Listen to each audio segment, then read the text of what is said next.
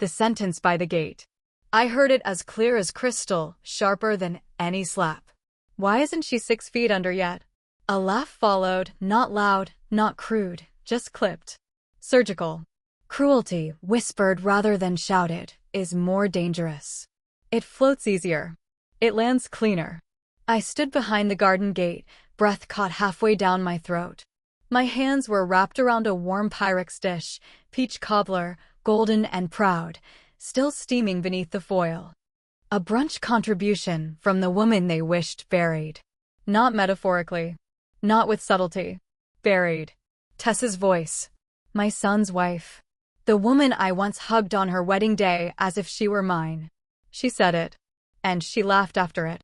I know her laugh now like I know betrayal, quiet, practiced, perfected over years of smiling through teeth. I didn't cry.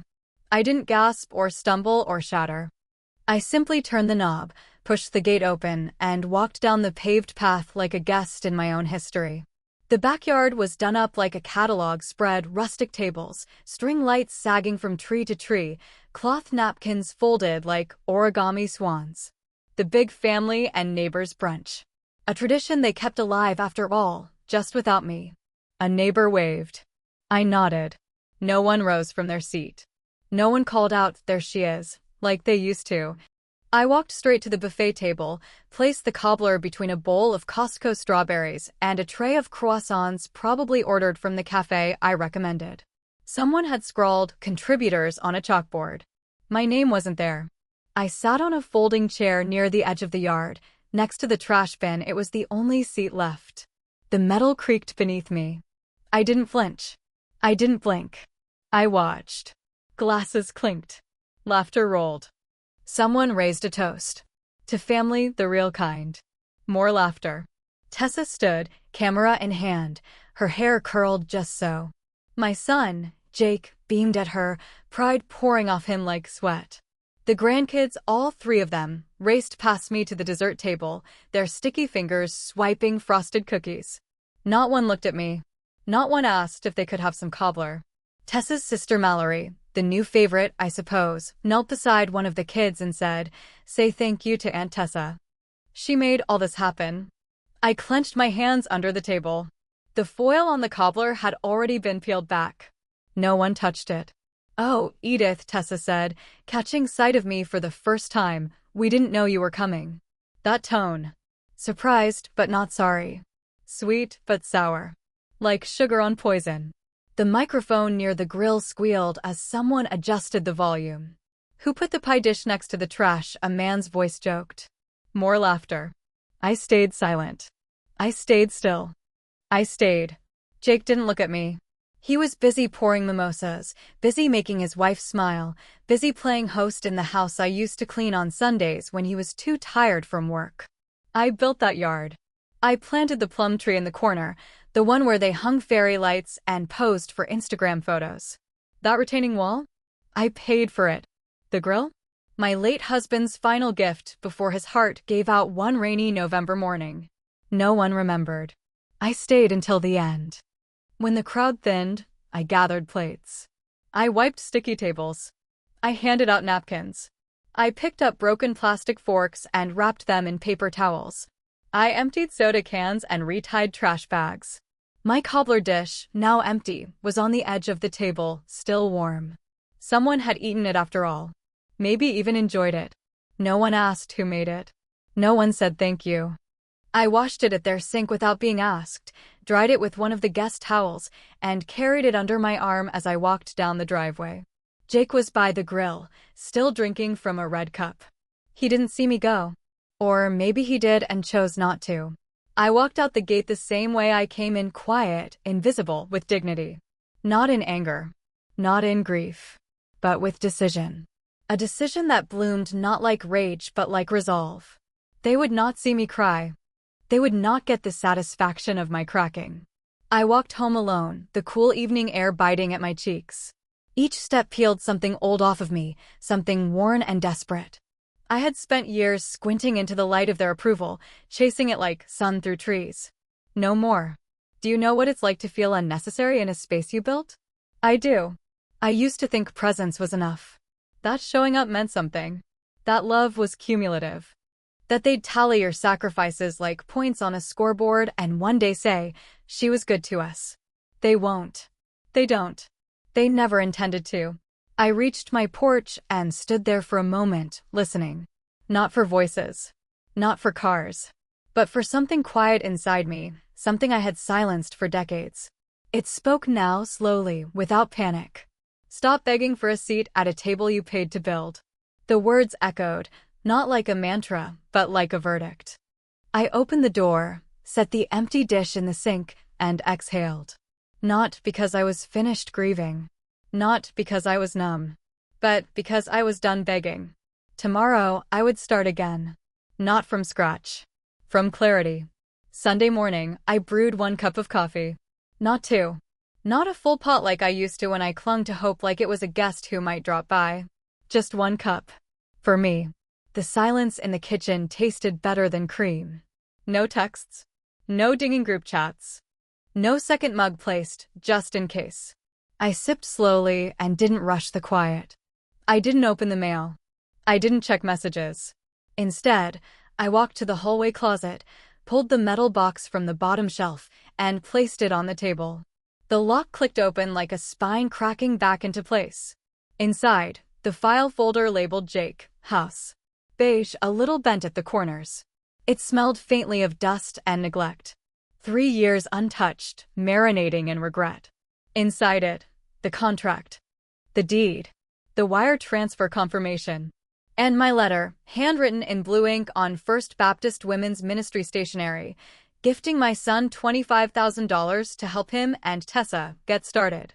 There was no co-signature. No joint title. No conditions. Not even a thank you note tucked between the pages. Just 1 line in my shaky cursive. For your first home, love always, Mom. Love, written like a liability. A donation with no receipt. I stared at the paperwork as if it might scream an apology. It didn't. The ink didn't smudge. The numbers hadn't changed. But I had. I wasn't the woman who signed that check anymore. I picked up the phone and called Diane. Not a friend, not exactly. An old bridge partner. Retired twice widowed estate attorney. Sharp as lemon peel, kind in a way that cuts. She answered on the second ring like she'd been expecting me all these years. I'm ready, I said. Bring everything, she replied. Tomorrow. 10 a.m. That night, I slept. Not peacefully, but cleanly. My chest didn't ache. My spine didn't curl. No anxiety clawed its way into my ribs. I didn't check the porch light 3 times. I didn't wonder if Jake would call. I knew he wouldn't. That clarity was heavy but pure. In the morning, I ironed my slacks, buttoned my blouse to the collar, and wore proper shoes with soles that clicked on concrete. You don't meet a woman like Diane wearing house slippers. When you're shifting your life, you button things up. Her house was white brick. Front yard trimmed like a pageant contestant. Lemon balm by the porch, mint by the stoop. The door opened before I knocked. She wore a navy sweater, lipstick like pomegranate seeds, and a brooch shaped like a lion's head. Come in, she said, stepping aside like I was a client and not a woman who once brought her gingerbread at Christmas. The inside of her home smelled like lemon polish and mint tea. Not a single photo on the wall. Only diplomas, framed articles, and a wooden sign above the fireplace that read, "An O is a complete sentence." I laid the folder on her dining table. She didn't sit. She read the documents standing up, flipping each page like a coroner reviewing cause of death. You can't take the house back, she said without ceremony. I know. But you can stop funding the people who erased you. That sentence landed in my chest like a psalm.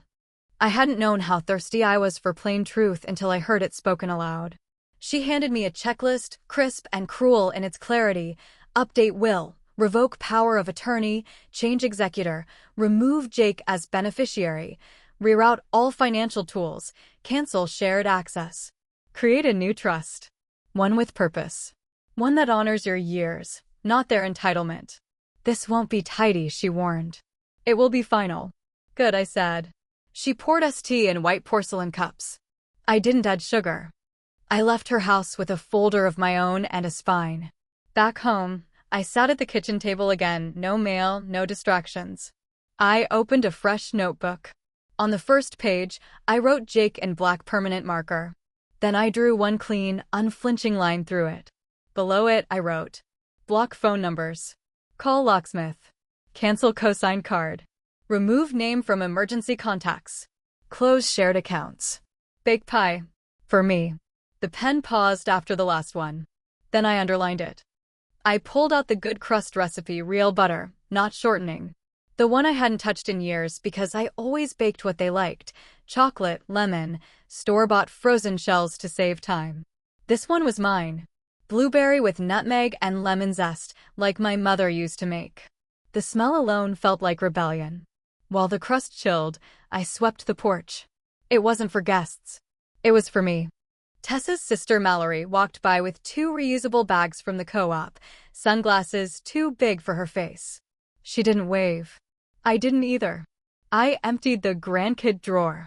Stickers, mini notebooks, little finger puppets from the zoo gift shop. All the things I used to save for visits that never came. I tied it all in a grocery bag and placed it by the trash. Around dusk, Jake texted. Tessa didn't mean anything by it. She was just tired. Don't take it personally. I didn't reply. I didn't reread it. I deleted it, then blocked the number. I didn't even flinch. That evening, Pam from 2 doors down knocked with a container of lentil soup and a slightly embarrassed smile. I should have invited you to the book club sooner, she said. We sat at the kitchen table, 2 women in our 60s splitting blueberry pie and laughing until our ribs hurt. She said I should come over Wednesday to help plant chrysanthemums. I said yes before I could think of a reason not to. After she left, I sat in the kitchen and flipped over an old photo, me and 8-year-old Jake on the front porch, both smiling, toothless grins. I remembered the boy who once brought me a dandelion and called it a gift. Who ran to me after nightmares. Who cried when his goldfish died. I miss that boy. Not the man. Not the silence he gives me now. I opened my notebook again. Under the list, I wrote, love without boundaries is not love. It is servitude. Below it, you do not owe kindness to those who *p*nize your love. And finally, a locked door is not unkind. It is sacred. I turned off the porch light. Not because I was hiding. Because no one was coming. Because, for once, I didn't want them to. Because the quiet was no longer empty. It was mine. Back home, I didn't cry. I didn't pace. I wrote Jake at the top of a fresh page in my notebook and drew one clean, black line through it like an incision. A severance. A statement. Underneath, I wrote, debt settled. Love not refundable. Dignity reclaimed. Then I walked into the kitchen. It was time to reclaim ritual. I baked a pie, blueberry. The good crust recipe. Butter, not shortening. Ice water, grated lemon zest, a dash of nutmeg. The one I hadn't made in years because it wasn't Jake's favorite. Or Tessa's. Or the grandkids'. It was mine. The recipe came from my mother, scrawled on an index card in faded ink, smudged in one corner by decades-old dough. She gave it to me the day I moved into my first apartment after marrying Roy. This will keep your hands busy when your heart is tired, she said. I hadn't understood it then. I do now. I pressed the dough into the dish with care, crimping the edges like muscle memory. I didn't hum. I didn't smile. But I didn't feel hollow either.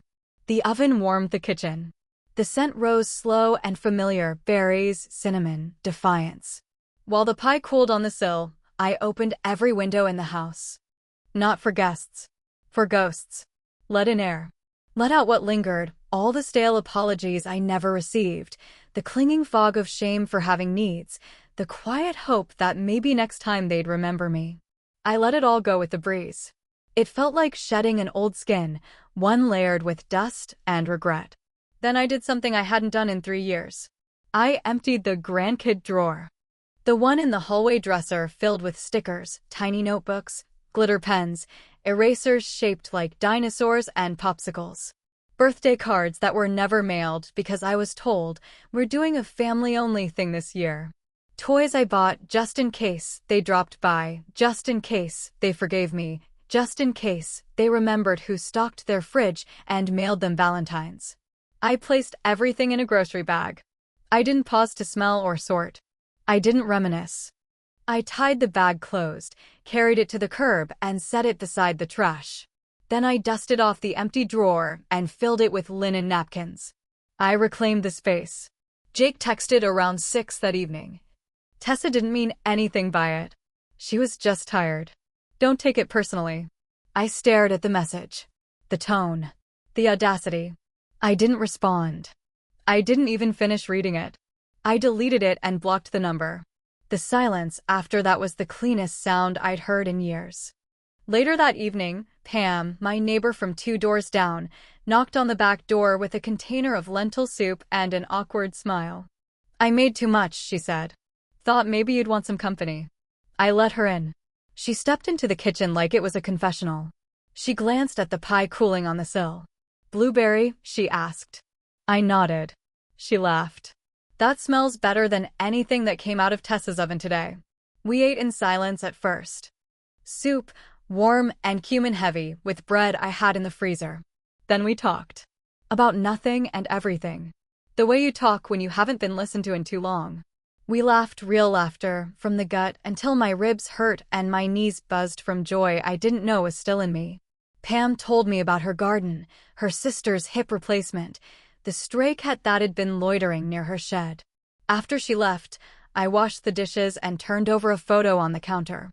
Me and 8-year-old Jake, both smiling like fools, his front teeth missing, a gap where childhood still lived. That was before Tessa. Before silence became our shared language. I miss that boy. Not the man who learned to nice my kindness. Not the man who stopped asking if I was okay and started asking for money in the same breath he said, "Love you, Mom." I opened the notebook again. Below the day's list, I wrote. I kept feeding mouths that never spoke my name with love. And beneath that, sacrifice doesn't mean setting yourself on fire to keep others warm. Then I lit a candle. Not scented. Not decorative. Just a simple beeswax candle from a drawer I hadn't opened in years. A light. For me. That night, I went to bed early. I turned off the porch light. Not in protest. Not in sadness. Because I didn't want anyone arriving uninvited.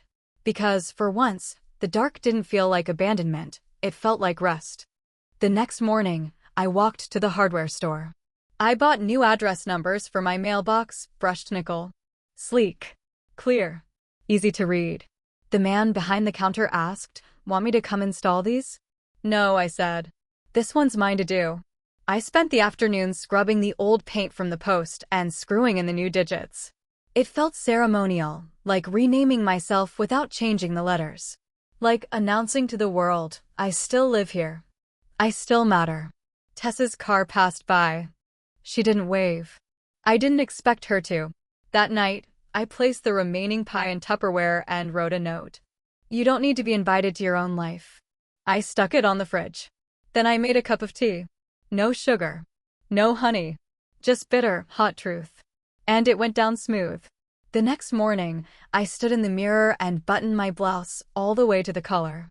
I'd learned that dignity is not a loud thing. It doesn't scream or slam doors. It buttons itself up, ties its shoes, and walks into a lawyer's office with a spine built from years of being overlooked. Diane's dining room table was already cleared when I arrived. She had a pot of tea steeping, lemon balm in a vase, and her reading glasses poised at the edge of her nose. I placed the updated binder in front of her, and she flipped through it like she was reading someone else's autopsy. Power of attorney? She asked. Revoked. Executor. Changed. I want Pam. Her eyebrows rose, just slightly. Trust her? She brought soup. She nodded. That was reason enough. Any guilt? I stared out the window where wind bent the rosebushes in her yard. Not anymore. She picked up her pen and signed where she needed to. The click of ink on paper had more gravity than all the apologies I never got. Then you're done, she said. Financially. Legally. Clean as a whistle. Not free. Not yet. But clean. Back home, I stood in the entryway, keys in hand. I had changed the locks. For keys, one for me, one for Pam, one for the fireproof box, one for the bank. I dropped Jake's old spare in the trash, not in a drawer, not in a keepsake tin. Gone. I called the credit union. Hi, I need to remove a cosigner from my accounts. Name? Jake Hillman. Pause. I also need to cancel this card, change my password, and lock online access. No joint anything. The manager, Olivia, mid-30s, almond eyes, and a wedding ring she turned unconsciously while typing, nodded without comment. Behind her, a pothose plant trailed toward the floor. Jake once ate dirt from one of those when he was 4. Said it smelled like chocolate cake. I remember how he gagged and ran in circles while I laughed until I cried. That was a long time ago. When she slid the new forms across the counter, I signed them all without asking for a copy. I didn't need proof. The change was already alive inside me. I didn't feel powerful. I didn't feel angry. I felt precise. Some dirt only comes off with ink. I stopped at the hardware store on the way home. Bought a copper keychain shaped like a bird. A tiny freedom. The clerk asked if it was a gift. I said yes. For myself.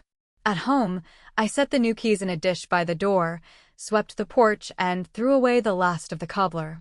I didn't want them to think they could come by and pretend nothing had happened. I didn't want leftovers. I wanted deliberate things. That afternoon, I took down the old emergency contact list from the fridge. Jake's name, once scribbled in red marker at the top, I replaced with Pam's. Below hers, I added Diane. For legal. For reality. The mail came. A card from the church. Hope to see you at the next bake sale. I dropped it in the trash. I wasn't baking for those who never asked where I'd been. I opened my notebook again. Wrote, "You are allowed to leave tables where love is not being served." Under it, "Silence is not peace. Distance is." And then, "Forgiveness does not require access." That evening, I walked to Pam's house with a small pie, apple this time. No occasion. Just because I wanted to. She answered in slippers, robe, and a smile like I hadn't known I'd been missing. "You okay?" she asked. "I'm better than I was." We drank tea, and she showed me pictures of her daughter's baby shower. There was laughter. No tension. No edits. On the way home, the wind had picked up. The air smelled like wood smoke and rain.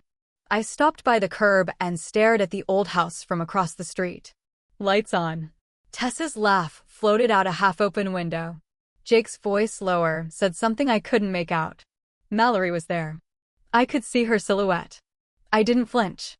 I didn't ache. I turned and walked back into my home, mine, now, in every way that mattered. Inside, I washed my face, rubbed lotion into my hands, and sat in the quiet. No TV. No music. The kind of silence that lets you hear yourself think. I wrote one last thing in the notebook before bed. When they forget your name, remember your worth. And I slept. Deeply. Alone. Without waiting. The rain that morning smelled metallic, like something old being washed away. It tapped on the windows with a steady insistence, not pleading, not begging, just existing. I brewed coffee and didn't open the curtains. I let the gray in. Sometimes gray is honest. Sometimes it's mercy. I trimmed the marigolds on the porch. They had bent under the weight of the storm, but they hadn't broken. Like me. I snipped the spent blooms with kitchen scissors, sharp and certain, and dropped them into a brown paper bag. One by one. Like regrets, culled gently but firmly. Then I swept the porch. Not for guests. Not for appearances. For closure. I opened the front door and stood in the frame. The house behind me, warm and still. The street ahead, slick and quiet. I took a breath that didn't rattle, didn't ache. Then I walked inside and began. Room by room. The living room first, where Jake used to play with Legos, where Roy and I danced to records when we thought no one was watching. I took inventory. The bookshelf, keep. The stained glass lamp with the hairline crack, memory. The leather armchair Roy loved, the one Jake always said was too worn for modern spaces, I marked as essentials. That chair held me through grief. That chair was a witness. The guest room, once Jake's room, still had the sailboat curtains. I took them down. Folded them into a box labeled keep. His old books lined the shelf. Charlotte's Web, The Boxcar Children, The phantom toll booth. I ran my fingers over the spines. Some had his scribbles inside, doodles, dragons, his version of God. I kept 5. Donated the rest. The closet had a shoebox labeled Mom's Day. Inside, crayon cards, clay handprints, a keychain made of beads that spelled out Besmum. I didn't cry. I held each piece for exactly 3 seconds, then put the lid back on. Memory. In the hall closet, I found the blanket I knit when I was pregnant. Pale yellow. The yarn had thinned. The edges curled inward, like something shy. I pressed it to my chest just once. It smelled like nothing. I didn't need it to. Memory. The kitchen, my cathedral, I inventoried like a priest. Measuring cups from Roy, the heavy metal kind. The ones Jake said clashed with Tessa's open-concept vision. I placed them in essentials. My mother's pie dish. Keep. The one Tessa borrowed once and returned with a chip and no apology. Donate. The drawer of takeout menus. Toss. The junk drawer. Cleanse. The calendar on the fridge still showed May. I hadn't flipped it since the brunch. I pulled it down. Replaced it with a corkboard. On it, I pinned one thing, a photo of me at 27, holding Jake at 6 months. My face open. My smile true. I wanted to see that woman again. I wanted to be her, but this time, for myself. In the bathroom, I threw away the emergency toothbrushes. The ones for when they stayed over. They never did. I placed fresh towels in the linen cabinet and kept only the soaps I liked. The lavender ones. The eucalyptus bars. Not the oatmeal ones Tessa once sniffed and said, smells like nursing homes. I stood in my bedroom doorway and looked at the bed I had shared for 26 years, then slept in alone for another 20. Roy had died in it. Jake had crawled into it after nightmares. I had made it every morning with military precision, as if neat sheets could hold the unraveling. I sat on the edge and let the weight of all those mornings sink into my spine. Then I stood up and changed the sheets. New ones. Soft ones. Ones I bought just for me. I stuffed the old set into a bag labeled linens and wrote below it, I am not a waiting room. I boxed up Roy's old flannels, kept one. His watch, essentials. His cologne, memory. I didn't need to keep everything to remember him. I only needed to keep what smelled like love. Then I opened the closet and faced my own half-life. The dresses I wore to their holidays, their birthdays, their parties, the ones where I stood at the edge of family photos like a smudge. Gone. The scarves I crocheted that no one noticed, gone. The shoes I bought to fit in, gone. I kept the sweater that Pam said made me look like a woman who knows her own worth. I kept the earrings I bought the day I paid off the mortgage. I kept the coat Roy gave me on our last Christmas. The one he said made me look like the woman he married, not the one I became trying to survive after him. I called about an apartment. First floor. 2 bedrooms. Washer and dryer. Quiet neighbors. Do you like cats? I asked. We do. I don't have one. But I liked that I could. I'd like to schedule a tour, I said. I hung up and added a new list to my notebook. New address. P.O. Box. Update driver's license. Inform Diane. Tell Pam. Don't tell Jake. That night, I sat with a cup of tea and didn't wait for headlights. Didn't rehearse speeches. Didn't wonder if I'd overreacted. I stared out at the rain-soaked garden, where my trimmed marigolds stood like small suns against the dark. I thought of 8-year-old Jake building Lego castles with abandon. I thought of the time he ran into the kitchen, eyes wide, telling me he'd found God in the corner of his room. Did he say anything? I'd asked. He said, you're magic. That boy had vanished. Not suddenly. Not in one cruel act. But in a slow erosion of thanks withheld and visits missed and love thinned into obligation. I missed the idea of him. The boy who called me the son. Not the man who let his wife mock my funeral. It was time to stop holding funerals for people still living. It was time to stop eulogizing what never really lived. It was time to move from remembering to rebuilding. That night, I lit a candle. This time not to make peace, but to make plans. The call came 2 days after I signed the apartment lease. Not from Jake. Not from Tessa. But from Lily, 16, voice trembling but deliberate. The kind of voice that's been holding too much silence for too long. Grandma, she said. That word, I hadn't heard it in months. It didn't hurt. It thudded, like a box dropped gently at your feet. I held the receiver tighter. I found your number in an old phone, she said. I hope it's okay, I called. It is. Silence. Then, I wanted to say sorry. I didn't speak. I let her fill the silence. Not for them. For me. For copying them. For walking past you. For pretending not to see you. I don't know why I did it. It was easier, I guess. I just wanted to be on their side. Her voice cracked, not with tears, but with exhaustion. 16 and already tired from pretending. Can I come by? She asked. Just me? Yes. She arrived that afternoon. Hoodie 2 sizes too big, sleeves pulled over her hands, hair in a ponytail she didn't try to perfect. She looked like someone trying to disappear. But her eyes, rimmed red, swollen, they were looking for something real. I opened the door without saying a word. She stepped inside like she was entering a museum she'd defaced. I led her to the kitchen table. She sat. Fidgeted. Didn't look me in the eye. Mom says you've gone crazy, she blurted. That you're cutting everyone off. That you're writing people out of your will. That you changed the locks. I smiled, not out of warmth, but clarity. She says you're overreacting, Lily added. Do you think I am? She looked up at me. Really looked. And shook her head. No, she said. I think you just stopped waiting for people to notice you were in the room. I nodded. I didn't disappear. I was erased. She didn't reply. Just stared at the table. I stood and cut 2 slices of banana bread. Set one in front of her. Poured milk into the blue glass she used to love when she was 5. She picked at the crust. You said sorry, I said. What else? I miss you. Why? She blinked. Because you never needed me to be anyone. I sat down. We didn't talk about Jake. Or Tessa. We didn't pick apart the past like old threads. We talked about her. Her school. Her new English teacher who makes them write essays by hand.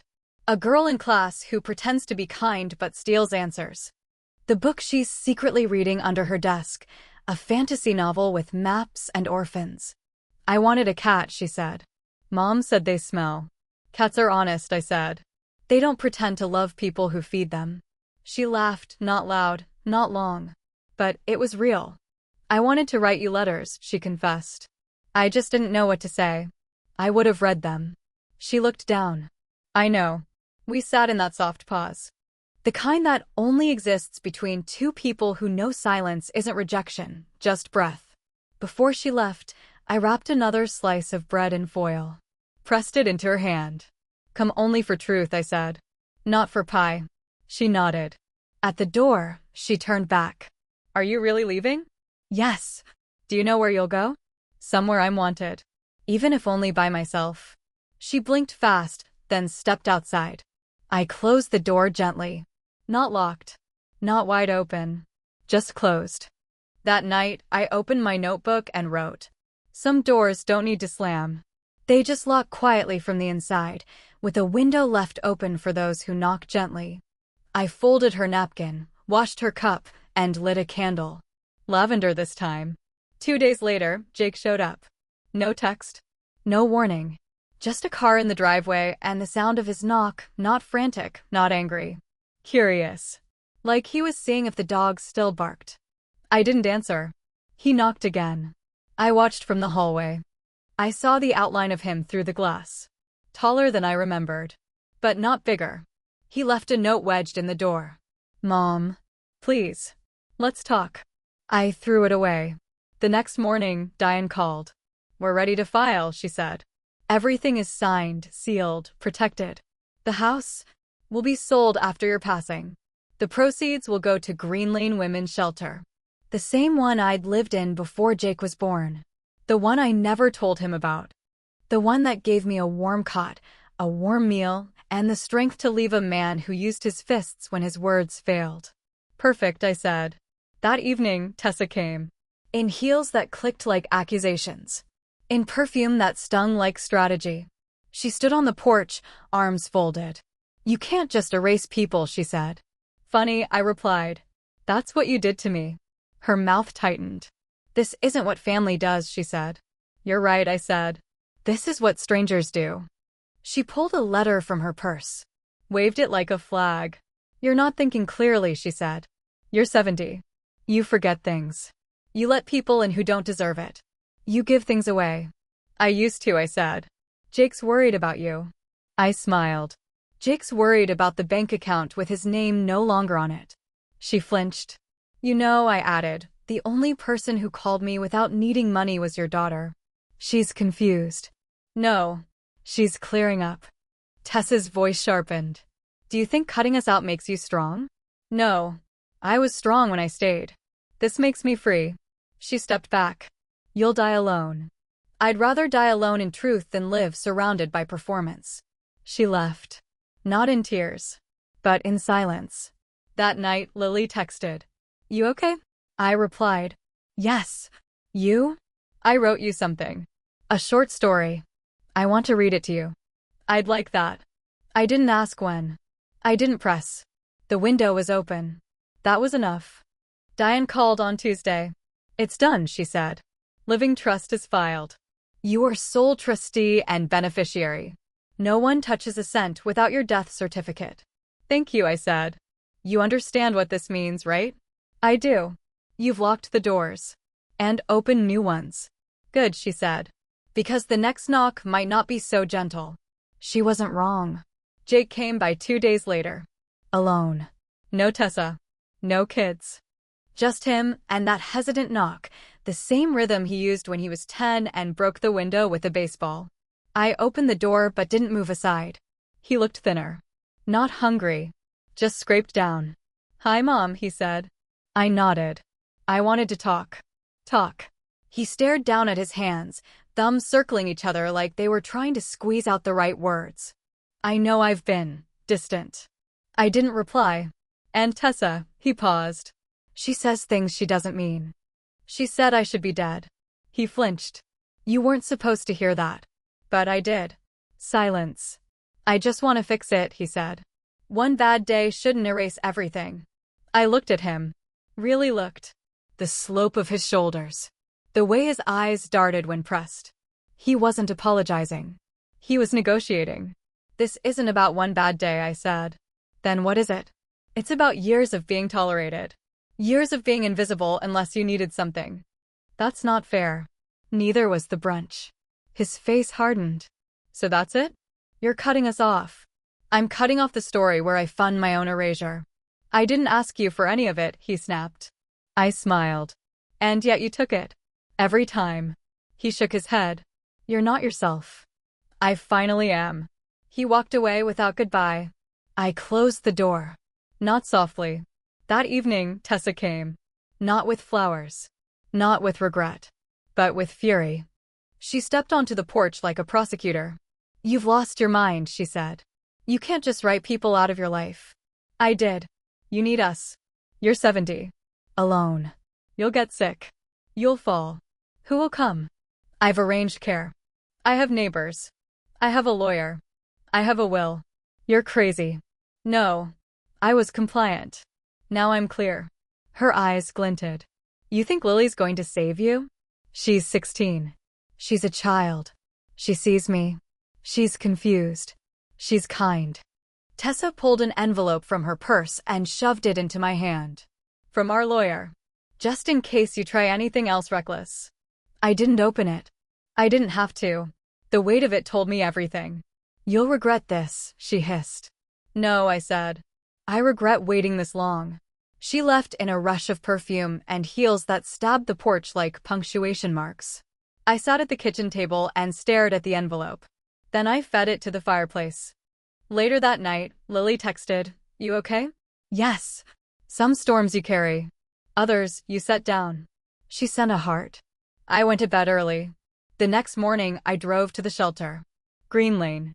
Where I once lived for 6 weeks in 1984 with Jake in diapers and a split lip that I told people was from a cabinet door. The director was new, young, soft-spoken. She didn't ask why I was there. I'm including Green Lane in my estate, I said.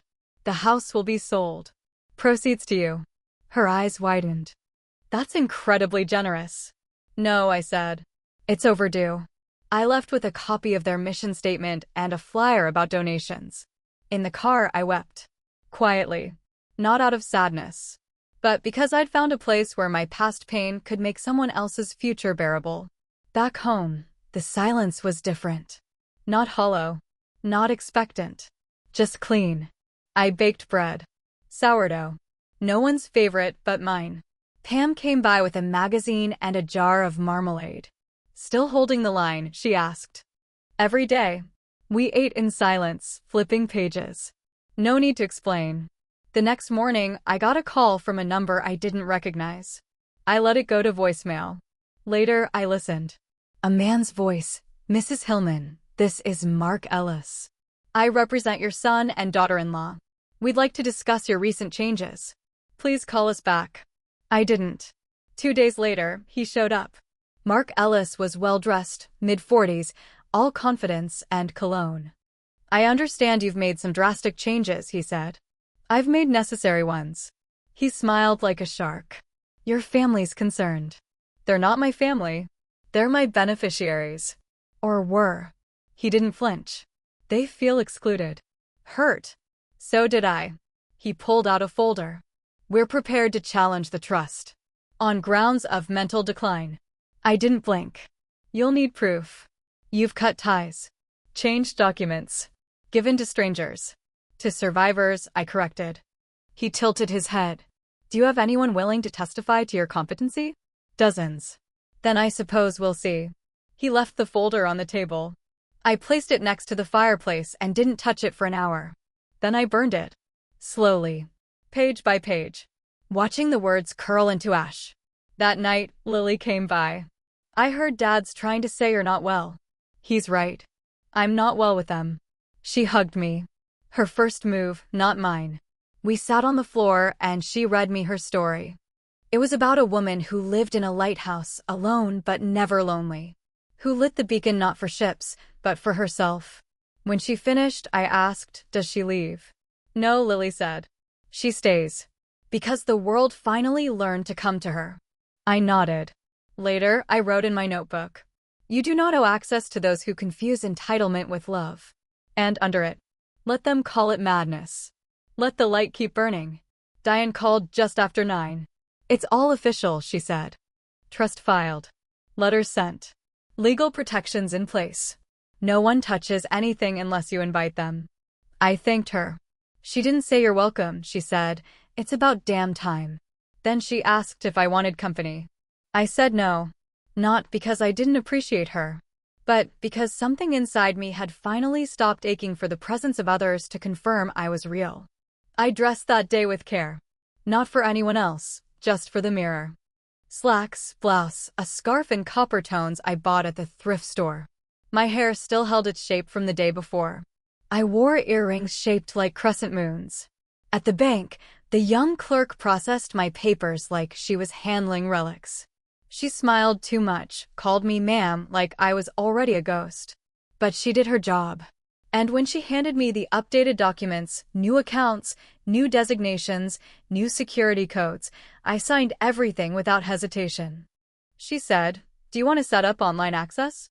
No, I said. Just send the statements by mail. I like things I can hold.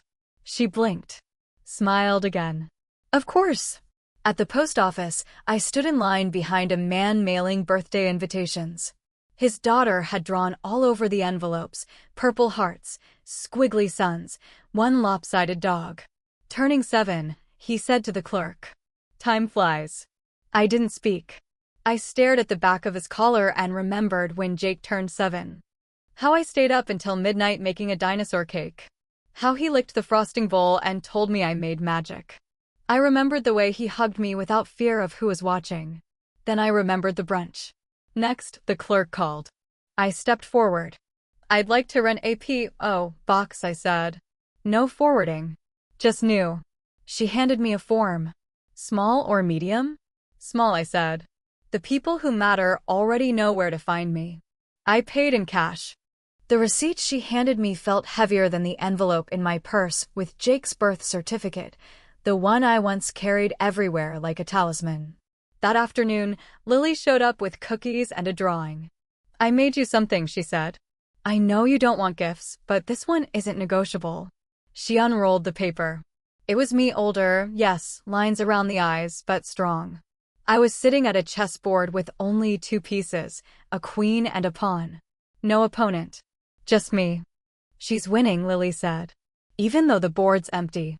I stared at it. She's not done, Lily said. She's just starting her game. I didn't trust my voice, so I nodded and pulled her into a hug. She smelled like library books and vanilla lotion. She rested her chin on my shoulder. You smell like lavender, she said. I love that. We baked banana bread. She told me about her science project. I didn't ask about her parents. She didn't offer. When she left, I hung the drawing in my bedroom. Then I packed. Not frantically. Not bitterly. With precision. I labeled boxes with thick markers. Keep. Donate. Essentials. Memory. I placed Roy's flannel shirt in memory. The heavy measuring cups went into essentials. Jake's school drawings, what few remained, into donate. I didn't want to keep what he no longer remembered giving me. The pie dish went into the front seat of my car. It wasn't going in a box. The new apartment was brick. Small. Quiet. Southern light that slanted through the windows like kindness. Carla, the manager, handed me the keys herself. Do you have pets? Not yet, I said. But I'm allowed to, right? She smiled. Of course. That's why I picked this place for you. I handed her the deposit and the first month's rent. Paid in full. No cosigner. No automatic withdrawals. Freedom has a price. I paid it in cash. Back at the old house, I stood in each room one last time. Not to grieve. To think. The living room, where Roy held Jake and told him stories about stars. The kitchen, where I made meals no one remembered. The hallway, where I waited too many nights for a knock that never came. I didn't cry. I spoke one sentence aloud. This house taught me everything. Then I left a note in the mailbox. Thank you. Please forward no mail. This chapter is closed. I handed a key to Pam. Don't tell them where I'm going, I said. Wasn't planning to, she said. But if you ever want company, you know where I live. We hugged on the porch like sisters. In Unit 1B, I unpacked the kettle first. Then Lily's drawing. I made tea. Burned a cinnamon candle. Played a record I hadn't listened to in years, Roy's favorite, something slow and full of strings. I took the banana bread I'd baked and left 2 slices outside Pam's door that night. No note. She'd know. The house sold 3 weeks later. I took the check to Green Lane Shelter myself. The director asked if I wanted a plaque. No, I said. Just blankets. And a cot for someone who needs one. She smiled. You want a receipt? No. Do you want to name the room after someone? I paused. Then I said, name it after the woman who left barefoot. That night, Lily came over with a shoebox of things she didn't want her mother to find. Drawings, a necklace I gave her when she was 10, a worn paperback with my name written inside the cover. I want to keep them here, she said. Where they're safe. We fixed Roy's old bike that had rusted in the garage. She oiled the chain. I cleaned the seat. It still works, she said, riding in slow circles in the parking lot. So do I whispered. On my 71st birthday, I didn't tell anyone but Pam and Lily. Pam brought tulips. Lily brought a cup of tea and a poem she'd written. The silence that day didn't hurt. It felt like velvet. Like rest. Like truth. I lit a candle. I opened my notebook and wrote. Once they asked why I was still alive. And beneath it, to remember my name. To set my own table. To leave the door open for clean hands. Then I made pie. Just for me. Moving day arrived without ceremony. No fanfare. No balloons. No goodbyes. Just labeled boxes, a rented truck, and the quiet pulse of decision. I didn't look back. I didn't walk through each room whispering thank yous. I'd already done my inventory. Grief had already been filed, boxed, and placed in its proper category. I left a key and a note in the old house. This house taught me everything. Thank you. Unit 1B welcomed me like a room that had been holding its breath. The walls were clean. The floor didn't creak with memory. It had no opinions about my choices. No ghosts waiting in the corners. I unpacked in order of truth. First, the kettle. Then Lily's drawing the chessboard with only 2 pieces. Then the wooden spoon Roy had carved for me in 1982, when he still thought love meant effort. The last thing I unpacked was the notebook. I placed it on my bedside table like scripture. I didn't hang family photos.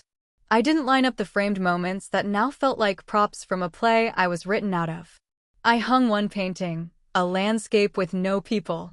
Just a path through trees. It looked like solitude, not loneliness. That night, I baked banana bread. Not for guests. Not for comfort. Because I could. I sliced it, buttered it, and sat at my new table, a round one, just big enough for 2. One chair for me. The other empty. Not in expectation. In possibility. The next morning, the house sale closed. I took the cashier's check straight to Green Lane Shelter. The director met me at the door. She remembered my name. We walked through the halls, women eating, folding sheets, laughing softly. A quiet resistance to the world's noise. I'd like the money to go toward housing, I said. Beds. Doors that lock. Fresh linens. I don't want my name on a plaque. I want it on a receipt someone else gets to write. She nodded. We'll make sure every dollar says, you matter. When I left, I felt 10 pounds lighter. Not because I gave money. Because I gave it without being asked. Without being used. Because I chose. Back at Unit 1B, the mail had arrived. A letter. Handwritten. Jake's handwriting. The envelope was thin. The ink shaky. Inside, 3 lines. Mom, I don't know how to fix this. I don't even know if I should. But I'm sorry. No return address. No plea. Just those words. I didn't cry. I didn't smile. I folded the letter and filed it in the notebook under a tab labeled space. That evening, Lily came by with a shoebox of cookies she baked herself. No help from Pinterest, she said proudly. We sat on the balcony. The sun stretched long across the bricks, and the city hummed below us like it had somewhere to be. We ate in silence. Later, she wheeled in Roy's old bike, now clean, oiled, and adorned with a pink bell. I like fixing things, she said. I nodded. So did your grandpa. But he didn't always know what was broken. She didn't ask what I meant. She just leaned the bike against the wall and asked if I wanted to ride it tomorrow. Maybe, I said. That night, I stood at the window and stared out at the city lights. I thought about the decades I had spent trading myself for connection. Feeding people who forgot my name. Apologizing for asking for space at a table I had built plank by plank with my own hands. My name had always been on the deed, but no one had ever said, come sit down. Now I didn't need them to. I set my own table. I cooked what I wanted. I lit candles for no reason. I bought flowers just because. I kept tea on the stove and pie in the fridge. The table had room for one more, always. But not for those who came empty-handed with sharpened smiles. Not for those who knocked only when something was needed. The door was open, yes. But only for clean hands. Pam came over with a housewarming gift, a dish towel that read, "Not today, patriarchy." We laughed like we had something secret between us. She stayed for tea. Brought news from the neighborhood. Tessa had posted a long message online, something vague and bitter about betrayal and elder confusion. Pam rolled her eyes. The ones who abandon always scream betrayal when you walk away. She was right. I didn't respond to the post. I didn't scroll through the comments. I no longer needed to watch the fire I'd walked from. That Sunday, I skipped church. I sat in the park with Lily. We read. We fed ducks. She told me about a short story she wanted to write, about a girl who ran away from a house with locked doors and built one with a drawbridge. Only the kind are allowed across, she said. I told her to write it. We shared a sandwich and didn't talk about the past. She hugged me before leaving. A full one. No rush. Thanks for the cookies, I said. Thanks for the room, she replied. Later, I wrote in my notebook. This is what it feels like when silence is a gift. And below it, I am not broken. I am preserved. On my 71st birthday, I woke to sun, birds, and the smell of banana bread. Pam dropped off tulips. Lily brought tea and a story. No cards from Jake. No texts from Tessa. No calls from anyone who once called me indispensable. And yet, I didn't feel lacking. I felt full. That afternoon, I sat at my table. My own. No place cards. No performance. No shallow toasts to family. I sliced pie and watched the steam rise. I opened the window. Just in case. Not for them. But for the wind. It carried the smell of sugar and nutmeg out into the world. Someone would follow it. And if they knocked with clean hands, I'd open the door. Not because I owed them, but because I chose to. Because that's what freedom sounds like. A chair pulled out with no apology.